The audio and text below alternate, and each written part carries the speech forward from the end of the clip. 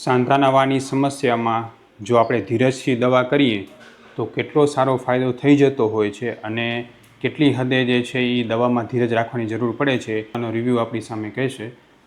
જય સ્વામિનારાયણ ભીમજીભાઈ. જય સ્વામિનારાયણ. ભીમજીભાઈ ક્યાંથી આવો છો તમે? અમે કેનિયાથી આવી છીએ. કેનિયાથી આવો છો.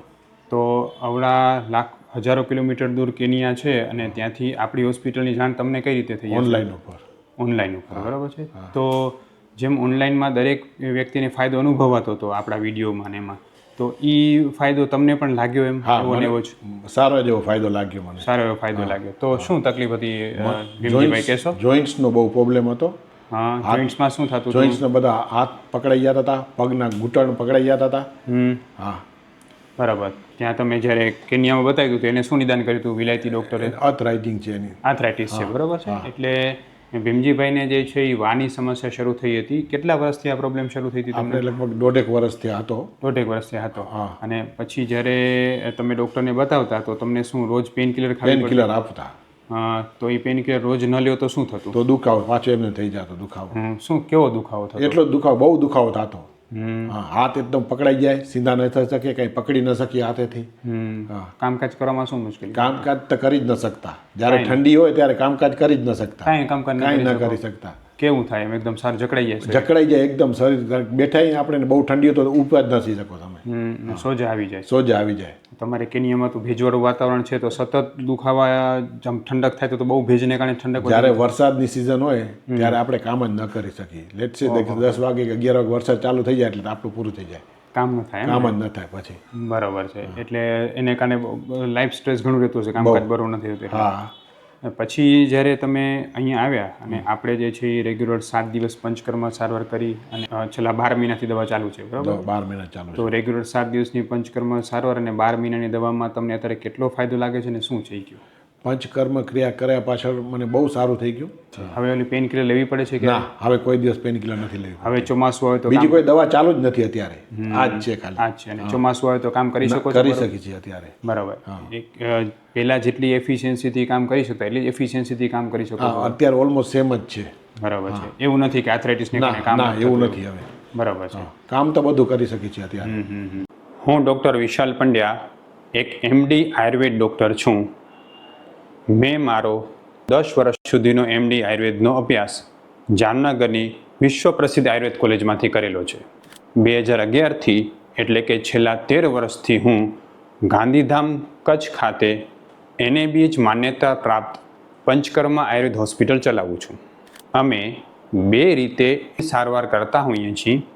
સૌથી પહેલાં તો કચ્છ કે એની આસપાસના દર્દીઓએ હોસ્પિટલમાં રૂબરૂ બતાવવા માટે આવવું, અને બીજું કચ્છથી દૂર રહેતા દર્દીઓ માટે ઘર બેઠા ઓનલાઈન દવા પણ મંગાવી શકે છે. વધુ માહિતી માટે નીચેના નંબર ઉપર હાય લખીને વોટ્સએપ કરો એટલે તમને ફીસ કેટલી છે, કોર્સ કેટલો કરવો પડશે વગેરે માહિતી વોટ્સએપમાં મોકલી આપશું. તો આ જે તમે પહેલાં આ જે મેડિસિન્સ આપણી કરી એનાથી પહેલાં તમે જે દવા લેતા એનામાં કેટલા જાતની ગોળીઓ તમારે ખાવી પડતી? એટલે એક ડિપેન્ડ કે 2 વીકનો કોર્સ આપે, 3 વીકનો કોર્સ આપતા. હા. અને કેનિયામાં ડૉક્ટરને બતાવ્યું હતું ત્યાં તમે? હા, કેનિયામાં બતાવ્યું. પછી ઇન્ડિયામાં ક્યારે ડૉક્ટરને બતાવ્યું છે? નથી બતાવ્યું. ઇન્ડિયામાં નથી. ઇન્ડિયામાં અહીંયા જ આવ્યો હતો ડાયરેક્ટ મને જ મળ્યા. બરાબર છે. અને એના જે કેનિયામાં ડૉક્ટર જે ગોળી આપતા એ ગોળીનો પાવર કેટલા સમય સુધી રહેતો? એ 1 દિવસ સુધી ચાલતો. 24 કલાક ચાલે? 24 કલાક ચાલે. હા. પછી જેવી ગોળી બંધ નેક્સ્ટ ડે પાછી લેવાની. પાછી લેવી જ પડે એમ. એની કોઈ સાઈડ ઇફેક્ટ હતી શરીરમાં? ગરમ આપણે બહુ ડીપમાં નહોતા ગયા પણ આમાં કંઈ પેન કિલર હતી એટલે આપણે છોડી જ દીધી. 6 મહિના પછી આપણે આગળ વધ્યા જ નહોતા. તમને ખબર પડી ગઈ છે કે એની સાઈડ ઇફેક્ટ ધીમે ધીમે થશે, ત્યારથી જ બંધ કરી. બરાબર છે. હવે જે કોઈ પણ વ્યક્તિને વાની પ્રોબ્લેમ હોય બધાને ખબર જ હશે કે એમાં મોટે ભાગે જ્યારે પેન કિલર લેવી પડે તો એની પોતાની સાઈડ ઇફેક્ટ હોય છે. પણ જો પેશન્ટને આપણે આયુર્વેદ સારવાર અપનાવી, આયુર્વેદ સારવારથી ખૂબ જ ઝડપથી વાના પ્રકારના રોગોમાં ફાયદો થતો હોય છે. દરેક પેશન્ટમાં સારવાર અલગ અલગ રીતે અસર કરતી હોય છે. કોકને જે છે એ 2 થી 3 મહિનામાં ફાયદો થઈ જતો હોય છે, કોકને 6-12 મહિનાની જરૂર પડે. પણ એમાં ખાસ કરીને જે જરૂરી સારવાર છે એ પંચકર્મ સારવાર છે. ભીમજીભાઈ, તમારો આપણી પંચકર્મ સારવારનો અનુભવ કેવો રહ્યો? પંચકર્મ કરવામાં મને બહુ ફાયદો થયો ને બહુ એકદમ ક્લીન હતી. હા. 7 દિવસ તમે રેગ્યુલર આવ્યા અહીંયાથી? રોજ અહીંયા આવતા? બધું મને બધી ફેસિલિટી વાઇઝ બધું એકદમ ક્લીન હતું. કોઈ પ્રોબ્લેમ? તમે 100% સેટિસ્ફાઈડ છો? 100%. બરાબર. તમે 100% સંતોષી બાબતે? હા.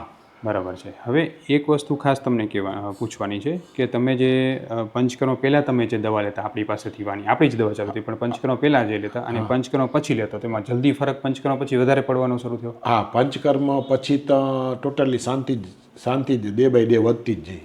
હા, એટલે ખાસ લોકોને એ પણ કહેવાની જરૂર છે કે વામાં આયુર્વેદની સારવાર પંચકર્મથી જ જલ્દી ફાયદો આપતી હોય છે અને એના માટે નિષ્ણાત આયુર્વેદ ડૉક્ટર પાસે જ્યારે આપણે પંચકર્મ કરાવીએ છીએ ત્યારે ખૂબ જલ્દી અને ઝડપથી ફાયદો થતો હોય છે. તમે કોઈપણ જગ્યાએ પંચકર્મ સારવાર લો તો ખાસ એને પૂછવાની જરૂર છે કે એ સારવારથી તમને નબળાઈ તો નહીં આવી જાય ને, કે તમારો રોગ વધી તો નહીં જાય ને. જો તમને નબળાઈ આવતી હોય પંચકર્મ સારવારથી તો એ સાચું પંચકર્મ જ નથી, એટલે એને તાત્કાલિક ન કરવું જોઈએ. પંચકર્મ સારવાર કર્યા પછી દિવસે દિવસે શરીરમાં સ્ફૂર્તિ અને હળવાશ વધતી જવી જોઈએ, એ ખાસ જરૂરી છે. તમને દર વખતે હળવાશ અનુભવ થતો? હા, દર વખતે Day by day? Day by day વધતું જાય. બરોબર.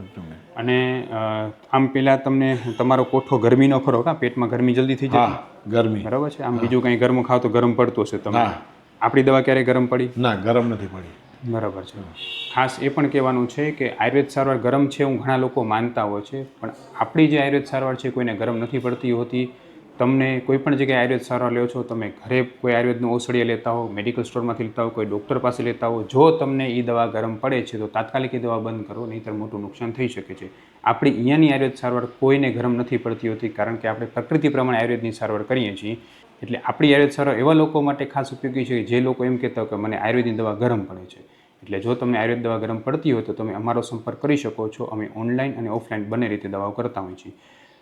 ભીમજીભાઈ, તમારું જે છે એ ઘણા લાંબા સમયથી જે વા હતો, તમે ધીરજથી ધીરે ધીરે આયુર્વેદ દવા કરીને આટલો સારો ફાયદો થઈ ગયો, તો તમે તમારા જે વાના દર્દીઓ છે જેને આર્થરાઇટિસ છે, અર્લી સ્ટેજમાં છે અથવા તો લેટર સ્ટેજમાં આવી ગયું છે, તો એને તમે આપણી આયુર્વેદની સારવાર વિશે શું કહેવા માગશો? આપણે એમ કહેવા માંગીએ છીએ એક વખત સંજીવની વિઝિટ કરી લો, ડૉક્ટરની સલાહ લઈ લો, એમાં બહુ સારું થઈ જશે. કારણ કે આપણે પહેલી વાર ઓનલાઈન મળ્યા હતા, આપણે ઓનલાઈન મળ્યા હતા. એના પછી આપણે જે છે પંચકર્મ માટે તમે રૂબરૂ આવ્યા હા. અને આજે આટલા સમય થયો તો તમે આટલો સારો ફાયદો થઈ ગયો છે, બરાબર?